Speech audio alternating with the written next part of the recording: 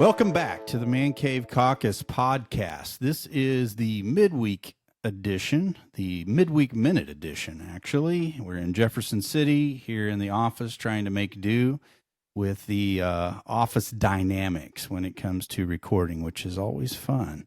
And so this week I have a special guest, Corches with the Missouri State Chamber.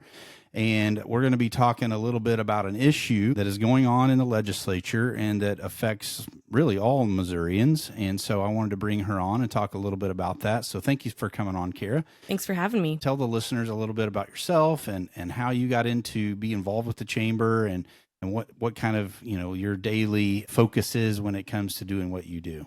Absolutely. So I have a little bit different journey to my job than what I think people expect. So I'm actually not a native Missourian. Don't strike me down in this building. And you're going to be probably even more shocked. We'll allow it. I'm actually a Californian by birth. Oh, okay. From the less glamorous part of California, the Central Valley. Oh, really? Which is the core agricultural area. I did not know that. What part? I grew up right in between Fresno and Visalia in a little farm town actually called Kingsburg. It's a Swedish village. Okay. Lots of crops. So my first high school job was actually working in a peach packing shed. And sorting fruit. So yes, not the typical California experience. I wasn't one of those coastal elites they talk about. I was in the Central Valley. Hey, that area is actually really conservative. So I say that because my wife originally is from Merced. Yep. Okay. So not far from where you grew up. And she moved to Missouri when she was about 12, I think. Okay. She's been here for a while, but that's cool. Yeah, a lot of good people, good conservative area in California, hardworking folks, and people with common sense, believe it or not, that live in California. Absolutely. I know it doesn't seem that way sometimes, but it is true. You can note that I am here, though. So I got out of California. That's right. And there's a reason for that. Came to the show me state. It's very complicated to live there. It's very hard. It's very expensive. Yeah. So eventually, I actually went to school in Texas. So I went to college at Baylor University, and that's actually where I met my husband, who is also an interesting story. He's from Germany. He was on the tennis team at Baylor. So he ended up staying and we got married. But from college, I graduated in 2009, which was in the height of the Great Recession. Okay. And I remember thinking, I can't find a job anywhere. Yeah. What am I going to do? So I went out to D.C. because I graduated in December. Thought, let's try this for a semester. I worked for my hometown congressman, Devin Nunes. Okay. And that's where I caught the political bug. Wow. So from there, I stayed for a few years. I got out of DC too because it was really, really expensive. Yep. And I ended up back in California, but in Sacramento, working for the California Farm Bureau. Okay.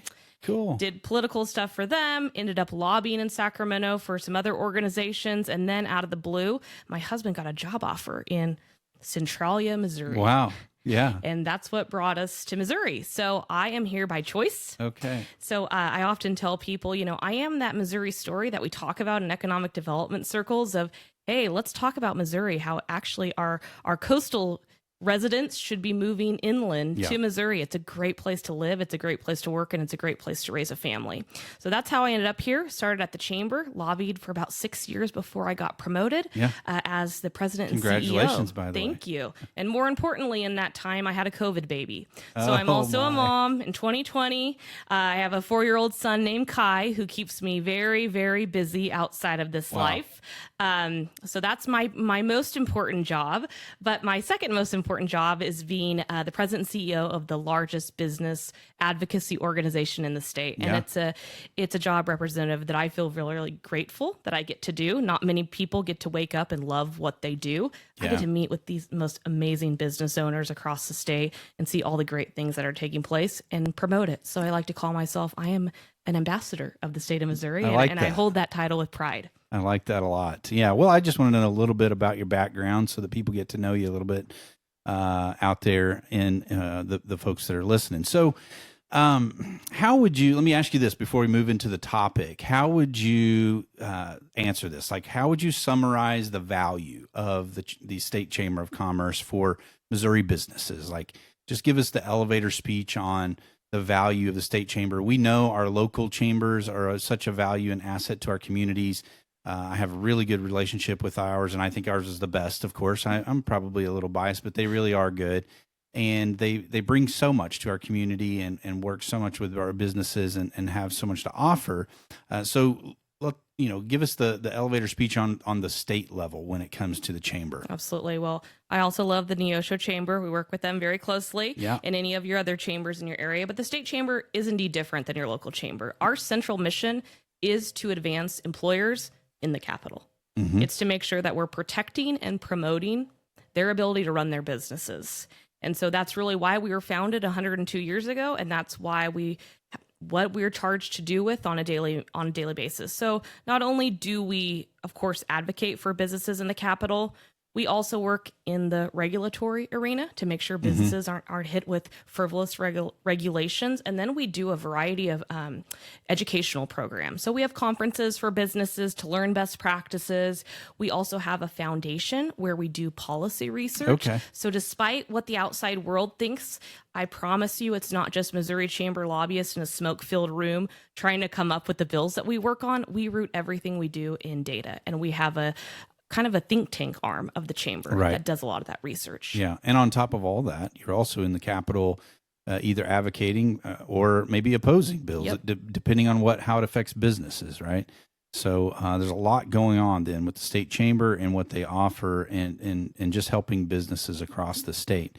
So I want to talk about a specific topic a little bit today, and we'll dig into this when it comes to some things that are going on in Missouri pertaining to minimum wage, right? So this is one of those issues that a lot of people talk about. There has been different proposals, whether it's legislative proposals, but there's been mainly what I want to focus on is the ballot initiatives that have happened in the past in Missouri and how that affects businesses, right? So just from my perspective, like almost all the businesses that I talk to, because I'm always asking people, how's it going?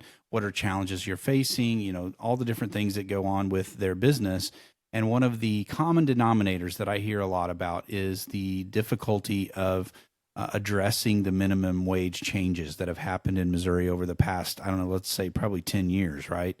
So that's the thing that I want to focus on. And then we had a November ballot initiative that got passed as well, also, again, changing the minimum wage across the state of Missouri.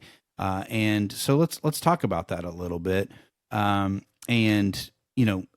of the things I want people to understand, too, is the difference when it comes to these ballot initiatives. So a lot of times, Missouri has the initiative petition. So that means the ability to gather signatures. And initially, that was created for the people, if the legislature wasn't acting, that they could gather enough signatures to get something put on the ballot for the people of the state to vote on and get something put into the law or put into Constitution because the legislature wasn't acting. And I won't spend a whole lot of time on this, but that has changed since the beginning of the initiative petition, and it has actually become something that if you have enough money, you can buy an issue and put it into our Constitution. And once it goes into the Constitution, it's very difficult to address that, right? If it had problems or if it was just terrible policy, because then it has to go back to the vote of the people really to change it substantially. And so that's a ballot initiative where you gather enough signatures to put something on the ballot. And that goes into the Constitution.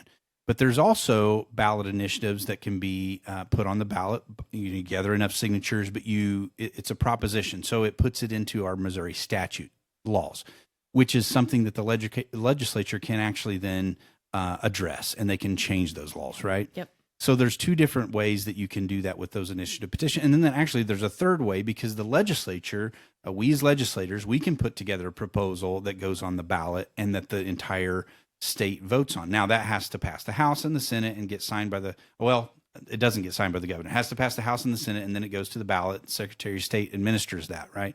So last year, a good example of this is I worked on Amendment 7 that would require only citizen voting and basically prohibiting ranked choice voting in the state of Missouri. That passed with like 60-some% in our state. It was awesome, to see the strength for that proposal.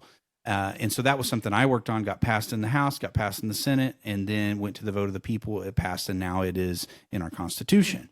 So that's the other way that this can be done. So I just wanted to explain a little bit of how that happens. So tell us a little bit about the history of the minimum wage proposals and how that has affected businesses. Yeah, so there have been numerous initiatives that did end up on the ballot over the years that increase minimum wage. I don't think in Missouri's history that I'm aware of, at least probably in the last 100 years, has a minimum wage initiative actually failed on the ballot. Because let's be honest, everybody wants their pay raised. Who's going to say no? Right. We don't want more pay, of course.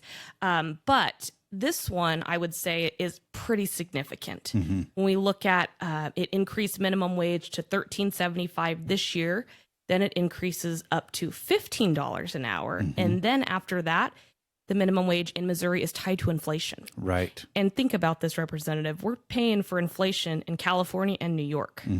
It's a national average. Yes. And we don't think Missouri has California and New York prices. Right. So what you're saying is Missouri's not going to swing, the pendulum swing in Missouri when it comes to inflation is not going to be near what the coasts are. Exactly. But yet we're going to be tied to that nationally. Exactly. And actually right now, already at our previous minimum wage, we were already the highest of our neighboring states, I think, except for Illinois, which we don't usually point to Illinois as the model. Right. Also, no, we don't like to do that. But when we stair step this up to $15 an hour, we're actually going to be in the top 10 of minimum wages. Wow, that's a big concern. Well, it puts us at a disadvantage in the competition for business. Absolutely, and I think that's something that people need to realize. There are many consequences when you make these kind of across the board policies, especially this one, which I think is just egregious, the one that passed last year on the ballot, because of the way, again, that it was tied to inflation. And then also there is paid sick leave that's involved with that proposal, which also really impacts businesses. And I want you to touch on that a little bit too. Yeah. So really the paid sick leave, it is so convoluted and so complicated, and we really don't believe that voters knew what they were voting on. You know, as in our state constitution, we're supposed to be voting on a single subject. We argue that paid sick leave and minimum wage are two different subjects. Yes. And then there were a whole other host of questions. So we think there were closer to 7 to 8 questions for voters. And why that's important, because listeners say, well, who cares? Because what if you agreed with minimum wage, but you didn't agree with the paid sick leave mandate? You couldn't separate them as a voter. And that's the problem. And paid sick people leave, are going to usually vote for more pay no matter what. Absolutely. Absolutely. And, you know, something that I've been pointing out is, look, businesses are in an incredibly tight labor market. If they do not pay competitive wages and benefits, they're not going to be able to keep their employees. So we think the market is already going to dictate that. Yes. That we don't need a governmental mandate telling them how much they have to pay. And when you think about, it's not just going to inflate minimum wage, all the other wages are also going to have to be, you know, they're going to feel that upward pressure. Yes. Now. And ultimately, when it comes to minimum wage hikes, it gets transferred to the consumers. And this is the argument I've had with a lot of people when they're like, well, you know, what about the people who, you know, work in these entry-level jobs and all that. And I'm thinking, but you don't understand when minimum wage gets raised, especially substantially, like it has in Missouri now several times, that's always going to get transferred to the consumer. So you're going to pay more for your goods. And so that's not really a raise then, right? And then we've seen with inflation then after COVID and all this that, I mean, goods have risen, I mean, exponentially. Right. And so you add to that, then it's not helping anybody. In fact, it really does hurt every Missourian when it comes to wages. And again, I think it's something that people need to really understand the nuances of how this affects businesses. And there are so many nuances when we're talking about, I think, just depending on what size of font that you print this ballot measure, it's upwards of 16 pages. Right. And the paid sick leave part takes up at least probably 10 of those pages. Yep. And so that's something that I'm really glad you're highlighting this, because a lot of people don't realize businesses, it is going to be nearly impossible for them to comply with this paid sick leave mandate. Even those that already offer paid sick leave are going to have to go to an attorney to completely rework their policy. And when you look at attorneys cost money. Oh, absolutely. And really, should they have to rework their policy if they're already doing something that their employees are satisfied with? And more than that, I mean, there are some really health and safety questions that go along with this. Part of what it says, which is just, we think, ludicrous in the ballot measure, it says that an employer cannot ask the employee why they were out on paid sick leave. Wow. And why this matters That's is crazy. in terms of a hospital setting or a restaurant setting, there's a lot of regulations they have to comply with to make sure someone doesn't have a contagious disease, that they come back and can spread it to all of the patrons of the restaurant or patients in the hospital. So that's a big problem. And if a business does do that, creates a new cause of action for them to get sued. Wow. So we're talking about this ballot measure. So in come the trial attorneys then to Exactly. sue all the businesses because they didn't comply with or weren't able to comply with some of the law when it came to this proposition. Yep. So I want to talk a little bit. So this was 2024, November of 2024 when this passed. It was on the ballot for the November election, which was a high turnout election. Mm-hmm. I contend that this may not have passed if it would have been in a different election than it was for November. We always like good turnout, right? That's an important thing for our elections. But you know, it does vary greatly on which election these get put on. Now, the available data, all right, so I think it was like around 57% of the vote was in favor of the proposition when the votes came in. So roughly around 3 million, I think, Missourians voted on the ballot questions November 5th. So that's about 1.7. I'm just throwing, rough numbers out here. Yes votes and about 1.2 million no votes, somewhere around in there. That's kind of the estimates for these vote totals. So it wasn't something that the overwhelming majority of the people supported. My area didn't support Prop A because I think they have common sense, and there's a lot of small business owners, and they're like, we see beyond the ruse of what is being proposed here and how it would affect their business because they're already dealing with the problems of the last proposition that was passed when it came to minimum wage hike the last time. So what I want to know is, like, give us maybe a one or two real world examples of how this affects business in the state of Missouri. Absolutely. This is going to be a job killer. And I don't say that to be inflammatory or exaggerate. We have the data. We just commissioned a poll, and this is a real poll. I like to clarify that, not a survey monkey we send out to members. A scientific poll. Yes, statistically significant poll of business owners, not just our members, but any business owner of cross size of business, multiple industries, every region of the state. Found that a third of businesses say they are going to hire fewer employees because of Proposition A. Wow. When you extrapolate that out, Representative, we know 2 years ago, looking at data, we had about 217,000 employers in the state, private sector employers. It's also something I should point out. This only applies to private sector. Government is exempted. Right. It's convenient, isn't it? Exactly. But if we take a third, that's 65,000 businesses are saying they're going to hire fewer people. Wow. This is going to kill jobs in your community. I talked to a small buffet in Chillicothe, Missouri.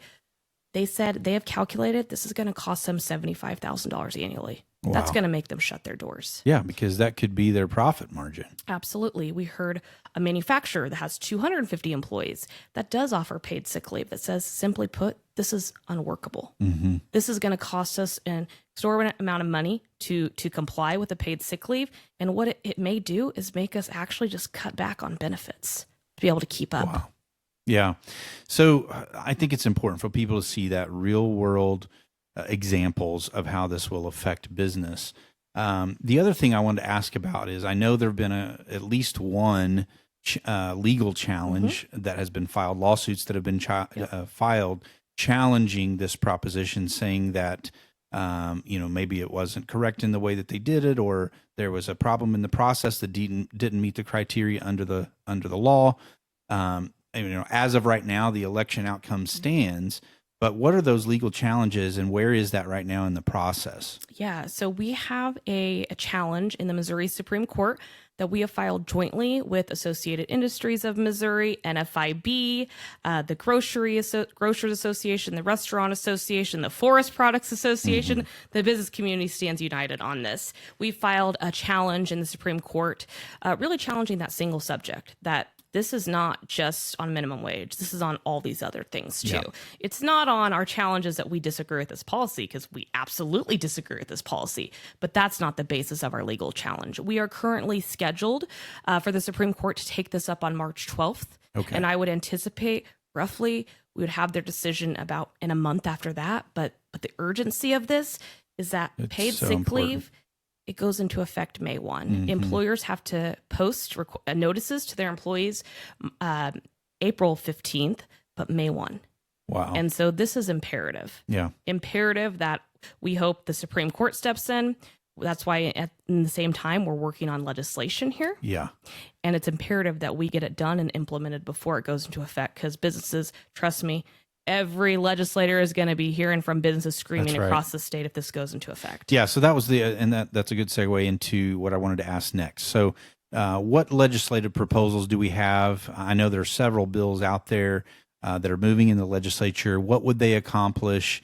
And what do you think are the chances of something getting done through the legislature to address? Because remember, this is a proposition that was put in statute, which means the legislature can change it. Correct. So talk a little bit about the legislative proposals. Yeah. So there was a bill that was actually just voted out of committee today that we hope moves in the House fairly quickly. It's sponsored by Representative Sherry Gallick, who is a Republican out of Belton in Cass County area. And what Representative Gallick's bill does is completely strikes the paid sick leave. Okay. Because again, in our view, it is unworkable. Right. Even trying to nibble around at the edges, there's too many unintended consequences. Again, when you talk about 10 pages worth of material, this is not an easy, you cut out one sentence. Right. It's unworkable, period. It also removes the CPI inflator of minimum wage to make sure that in the future our minimum wage isn't, being drawn up by Tied to California inflation. and New York. Yep. And so we are looking at that as a key vehicle right now. Okay. And we know the real challenge is always in the Senate Right. on any issue when you have 34 individual islands with their own opinions. But It's the dark side of the building, I call it. Exactly. I shouldn't say that. You can't. Yeah, you can't, I still have but to I can. operate on that side a little bit Right. more. But we're hoping that there's momentum. We're hoping that businesses really speak up to their legislators to say how urgent and imperative it is that they take action. I was even in a committee hearing earlier this week on a separate issue, and Prop A got brought up as an issue that is facing businesses. There was even a Democratic representative in the committee that spoke up and said, I'm a small business owner and I'm worried about this. Yeah. So we really don't think this should be a partisan issue. Right. This is, let's support Missouri small businesses and do something about this. I agree. And, the other thing I want to point out to this is, so again, there's like 16 pages of language that went into our statute that was a result of that vote. But when people went to the ballot box to vote, they see like one or two paragraphs, right? There's no way, especially when you have two different issues, but yet a question that's asking them to vote one way or the other, that really doesn't explain all that is involved in that law that would go into effect, and which happens a lot and has happened too often in Missouri, in my opinion. And then you have the ability of the proponents of these measures to put a lot of money, and we're going to talk about that in a minute, put a lot of money in this and message it in a way where people were really not told the truth, or at least the complete truth of what they would be voting on. And that's something that, people need to realize when they do go vote on these ballot initiatives. I'm always telling people, which I'm trying to give them the real story on it and the truth about what all is involved with these ballot measures. But a lot of times people just don't know, the average voter just don't know all that's involved with that one little question that they get on the ballot. So I know, a lot of times when you're talking about things that have been put to the ballot and people vote on it, and then if you try to change it in any way or address it, then, a lot of times the people will say, well, that's overturning the will of the people. I'm sure you've heard that a million times. I've heard it a million times. Give a little bit of kind of your approach to that answer, and then I'll let you know what I usually answer with as a legislator. Absolutely. Well, how I have answered that is, first and foremost, it is in the purview of the General Assembly to review statutes and to modify them. That's why you get elected to office. It's our job, actually. It's absolutely your job. And the second thing, we talk about or I've heard comments in committee about the will of the voters. And I think there's a legislator in one committee that had a really good answer to that, who was a small business owner who said, well, is the will of the voters, they're going to pay my bills too? Right. And so that's why... Are they going to deal with the consequences? Exactly. And that's why we always have a position of let business decide. We do not believe government or laws should be dictating how businesses run. Yeah. That's why we believe in our free market economy. Yeah. And this is really eroding away at that. Well, you're speaking my language on that. I completely agree with the free market approach when it comes to business. So, my answer to that is always this. Like, look, a lot of times with these ballot proposals, people are not given all the truth, and they're not shown that 16 pages of language that's going to go into our law. And if they are misled, even slightly, right, then that might affect the way that they would have voted, even if it was just in a slight way. And that's just when you go to the ballot, not to mention when people are asking for these signatures, right? I probably everybody has been out there somewhere at the mall or at a store, and this person walks up to you and they've got a clipboard and they say, hey, what about this? And they don't give you, again, hardly any details at all as to what they want you to put your signature down for. And a lot of people, just because it's annoying, are like, yeah, sure, I'll sign it. And then so you can move on, right? So even in the signature process, people are misled and not told the truth. But then also at the ballot, it's not always an objective view of what is actually going into law. And when you figure all of that into this, is it really then the will of the people if there's a possibility that they were misled or didn't, they weren't told the whole truth, or in that process of filing these proposals, they didn't follow the law, like this, lawsuit is alleging. Like, it's supposed to be separate subjects, one subject at a time. Instead, they combined them. Well, that's actually breaking the law, right? That's why this lawsuit has been filed. Well, did people know that when they went to the ballot? Absolutely not. They had no idea that it very well could have violated the current law, even just to get it there onto the ballot where they're voting. So you take all of that into consideration. I think it's something that can very often create an outcome that is not truly the will of the people if they were given all the information on that particular topic. And I should say, though, I find new stuff every time I read this ballot measure. And I live, breathe, and dream about business.